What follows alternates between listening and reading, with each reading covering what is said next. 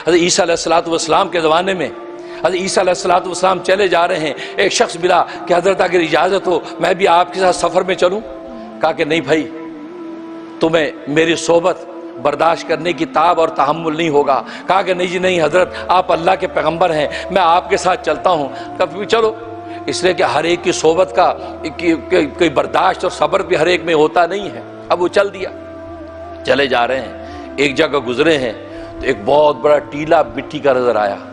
اس شخص نے کہا حضرت آپ تو اللہ کے ایسے بندے ہیں، مردوں کو زندہ کر دیتے ہیں، کوڑیوں کو بھلا چنگا کر دیتے ہیں، نابیناؤں کو بینا کر دیتے ہیں، اللہ نے آپ کو ایسا علم دیا ہے کہ آپ میرے دعا کر دیجئے یہ جو مٹی کا ٹیلا ہے یہ سونے کا بن جائے، یہ سونے کا بن جائے۔ کہا کہ دیکھ اللہ نے جس حال میں تجھے رکھا ہے یہ بہت اچھا حال ہے، اور جو صحبت تجھے عطا کر دی ہے، نبی کی صحبت تجھے مل گئی ہے، اس پر شکر کر، یہی تیری منزلیں ہیں۔ کہا کہ نہیں حضرت بہت قسم پرسی ہے، بڑی غربت ہے، میں چاہتا ہوں یہ سونے کا ٹیلا بن جائے۔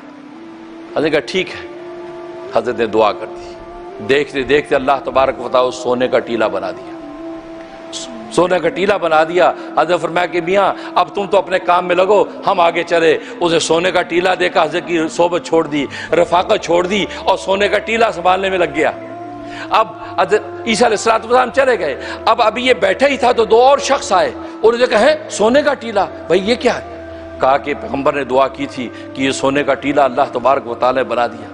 کہا کہ اچھا، کہا یار ہمیں بھی دو اس میں سے حصہ۔ انہوں نے کہا یار ایسے نہیں، یار مل جل کے کریں گے بھائی۔ انہوں نے کہا نہیں نہیں یہ دو، ورنہ ہم تجھے مارتے ہیں۔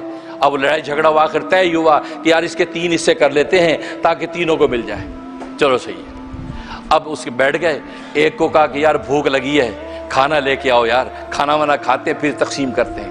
اب ایک شخص کھانا لینے گیا، کھانا جو لینے جا رہا ہے اس کے دل کے اندر یہ پلاننگ آئی کہ یار یہ کھانا میں ان کو جو دینے جا رہا ہوں تو بہتر یہ کہ کھانے میں زہر ملا دوں تاکہ یہ کھانا کھائیں دونوں مر جائیں گے، میں اکیلا سارا ٹیلا لے لوں۔ دیکھو نیت کی خرابی کس طریقے سے انسان کو نحوست اور وبال میں ڈال رہی ہے۔ ادھر دونوں لوگوں نے آپس میں سوچا کہ یار تیسرے کو شریک کریں گے تو 3 حصے بن جائیں گے، بہتر ہے کہ ہم دونوں آپس میں شریک رہیں۔ نتیجہ کہ جیسے وہ آئے گا آتے اس کو قتل کر دیں گے، جب وہ قتل ہو جائے گا تو حصے دار 2 رہ جائیں گے، آدھا ٹیلا میرا آدھا تیرا۔ اب دیکھو وہ طمع اور حرص اندر سے کام کر رہی ہے۔ چنانچہ وہ کھانا اس نے لیا، زہر ملایا، کھانا لے کے واپس آیا، کھانا دے دیا۔ اب جیسے پہنچا ہے انہوں نے اس پہ وار کیا، اس کو تو خبر نہیں تھی کہ یہ کیا سوچ رہے، حالانکہ دونوں اندر سے بد نیت ہو چکے ہیں۔ اب وار کیا، اس کو قتل کر دیا۔ جب قتل کر دیا بڑے خوش ہوئے گا الحمدللہ اب 2 حصے بنیں گے۔ اب کھانا کھانے بیٹھے ہیں، جیسا کھانا کھا کے فارغ ہوئے تو زہر کا اثر ہوا، دونوں کے دونوں مر گئے۔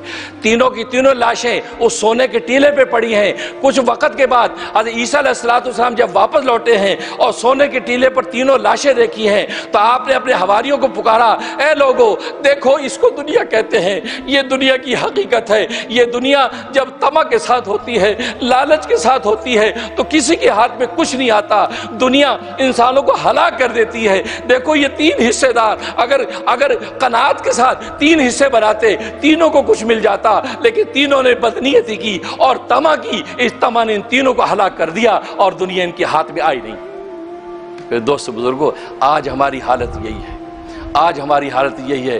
پارٹنرشپ کرتے ہیں، 3 پارٹنر ہیں، 2 کی دوستی ہوگی، یار تیسرے پارٹنر کو یا کسی طریقے سے مائنس کرو، یار یہ پروفٹ ہمیں ملنا چاہیے، یار اس کو یوں تنگ کرو، یار اس کو یوں کرو، لہٰذا تیسرے کو نکالو، دوسرے کو نکالو۔ یہ صبح شام قصے آپ دیکھتے اور سنتے ہیں، یہ طمع ہے۔ اس طمع کا نتیجہ وہی ہے کہ سونے کے ٹیلوں پر لاشیں ملتی ہیں، سونے کے ٹیلوں پر کوئی آباد نہیں ہوتا ہے۔